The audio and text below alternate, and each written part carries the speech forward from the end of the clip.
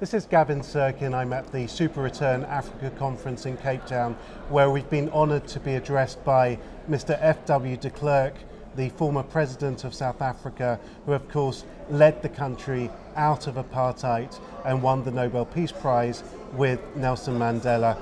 Mr. de Klerk, thanks very much for joining us. In your address, you talked about many things. You talked about Africa as an awakening giant, with South Africa as playing a leading role in that. You also talked about the sophistication of the financial industry, second to none in the world, but you also raised some concerns that South Africa is facing, particularly on the level of corruption, on the level of education of the workforce. How do you see these things being addressed? Well, the good news is that the government has realized that we need to address these issues, such as corruption, such as the problem of a failing education system, such as our very high unemployment, and that they appointed a commission which resulted in a national development plan being adopted. That national development plan contains proposals which, if implemented effectively and speedily, will be able to address those problems. Corruption is a tremendous problem and lies at the heart of the political debate at the moment. And maybe corruption can only be addressed if we have a change of leadership, which seems to be in the offing. But education, to my mind, lies at the root of our economic problems. Now, when you talk about a change of leadership, be a bit more specific if you can. How do you see this evolving? Where do you see the ANC going?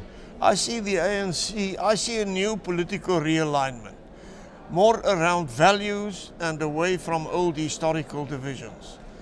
I see the moderates within the ANC and the radicals within the ANC getting separated from each other.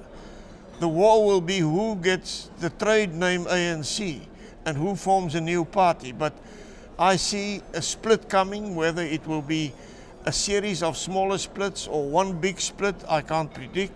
But a split coming and a realignment in party politics where people believing in the same values, although they find themselves in different parties, will much more easily be able to work together, form coalitions, and will be representing the overwhelming majority of South Africans, which are moderate in their outlook and who would like South Africa to succeed, and who don't believe and don't support radicalism in whatever form. Now, we're 2 decades on from the bold steps you took to eradicate apartheid.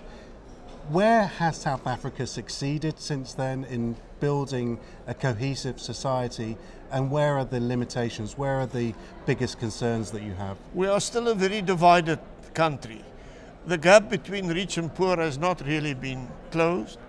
We have extremely high unemployment. The official figure is 27%. But I think for black younger people between, let's say, 18 and 30, it must be about 50%. This is a time bomb on which we are sitting. So we have not succeeded in really bringing bigger cohesion, and many political parties are unfortunately using this to promote their own party particular interests rather than being committed and giving a lead on nation building. So that's a negative. On the positive side, from time to time, when we had the Soccer World Cup here, the whole nation united. We have the capacity to. Everybody respects our new flag. And if you just walk the pavements of the cities of South Africa, you find a warmth and a goodwill, which I think is our biggest and greatest asset. And that division that you talked about has a big influence on investment, because just to take an example, in terms of fiscal cohesiveness within the country. I read somewhere that 13% of the population pay income tax. Just as an example, this is an element that the economy overall needs to address to bring more people formally into the economy. I'm not so sure about the 13, but it is a very low figure.